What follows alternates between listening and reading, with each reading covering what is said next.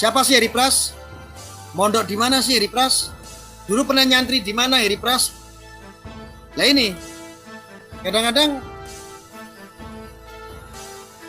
maaf, kebanyakan netizen, penggiat yang hobi nonton konten-konten ini sering senang sekali ketika melihat seseorang yang kira-kira ini berani.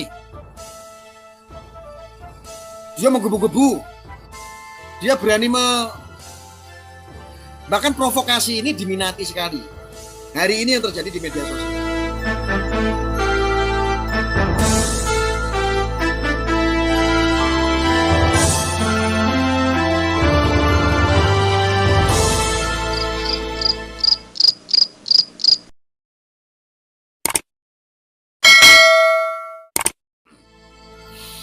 Dan memang tidak bisa dipungkiri saudara-saudara, media sosial ini memang sangat ruwet ya. Pada dasarnya sih saya melihat bahwa masih banyak sekali orang Indonesia ini belum siap untuk bermedsos. Ya, saya menyampaikan seperti ini karena ya alhasil ya dari pantauan sedangkan saya sendiri memahami ya yang terjadi di media sosial itu seperti apa. Karena ya memang giat kami itu di media sosial, jadi memperhatikan satu persatu para konten kreator, masing-masing memiliki kepentingan, memiliki sebuah tujuan. Apalagi saya di medsos ini sudah berapa ya, sudah 15 tahun lebih, tentu sudah hafal sekali. Jadi menghadapi semua polemik yang terjadi di media sosial, ya paling intinya seperti ini, pola-polanya seperti ini. 15 tahun sebenarnya. Makanya saya juga dikandidat sebagai Ketua Umum Siber Anti Hoax. Sampai hari ini ya belum ada yang menggantikan. Ya itu. Karena media sosial ini kalau tidak ada penyimbangan, kalau media sosial ini tidak dicegah, ya tidak ada kontrol sosial, ya lumayan juga menjadi polemik. Ya. Dulu itu kalau orang-orang yang biasa berpikir tahayul itu ya dukun itu segala-galanya dianggap sakti karena bisa membunuh tanpa menyentuh. Hari ini kebalik, tidak ada dukun sekarang itu ya orang-orang medsos ini membunuh tanpa menyentuh itu ya dukun medsos ini. Nah, seperti contohnya Heri Pras ini ya saya manai hanya seorang dukun medsos saja ini, membunuh tanpa menyentuh, membunuh karakter orang, contoh, membunuh citra seseorang. Ini Heri Pras. Dan saya melihat Heri Pras ini ya hanya seorang pendekar yang katanya seorang pesilat yang mungkin sudah tidak laku di dunianya. Seorang pesilat yang memang mungkin saja tidak dapat panggung, sehingga Heri Pras ini bukan berkarya sesuai dengan bidangnya, malah dia nyampe ke bab-bab yang berkaitan dengan sesuatu hal yang sensitif, yaitu membahas tentang agama. Siapa sih Heri Pras? Mondok di mana sih Heri Pras? Dulu pernah nyantri di mana Heri Pras? Lah ini, kadang-kadang maaf, kebanyakan netizen, penggiat yang hobi nonton konten-konten ini sering senang sekali ketika melihat seseorang yang kira-kira ini berani. Dia menggebu-gebu, dia berani bahkan provokasi ini diminati sekali. Hari ini yang terjadi di media sosial. Ya kalau bagi saya sih maaf ya, Heri Pras itu hanya seorang oknum pesilat. Mungkin saja mentalnya buat saya sih mental curut. Saya menganggap Heri Pras ini hanya mental curut yang seolah-olah dianggap seperti dewa oleh para kelompok-kelompok yang biasa menghalalkan darah orang.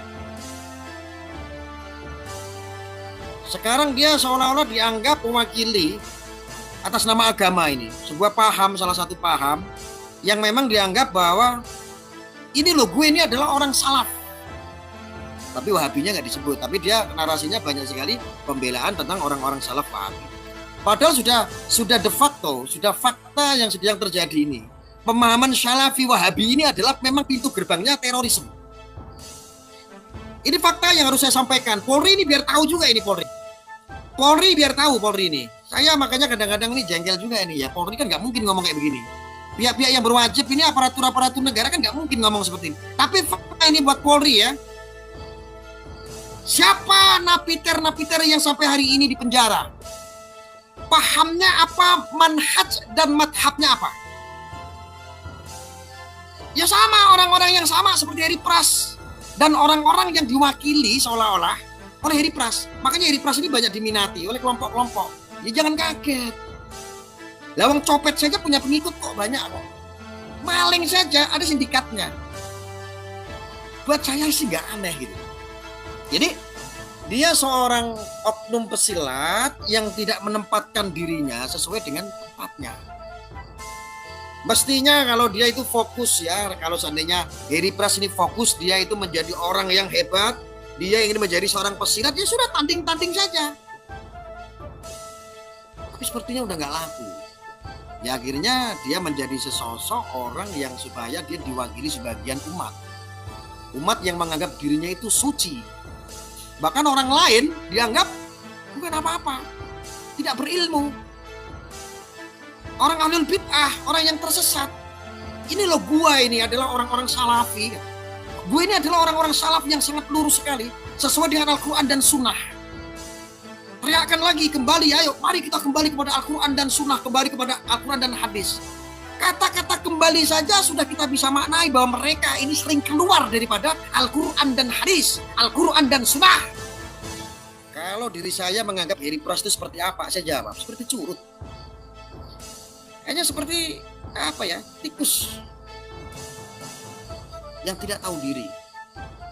Provokasi, menelanjangi Nahdlatul Ulama. Makanya dari konten-konten sebelumnya saya sudah bahas. NU ini mau dihancurkan. NU ini ditendang dari sana, dari sini, dari dulu NU ini dia digarap terus nih. Kenapa? Dianggap sebagai benteng negara kesatuan Republik Indonesia. Maka lahirlah lagi sesosok orang-orang seperti Heri Pras. Dulu seperti Sugi Nur Harja yang menjadi rival saya ya dulu ya. Habis dia proses hukum berkali-kali. Ya untuk kepentingan-kepentingan politik. Hari ini Heri Pras.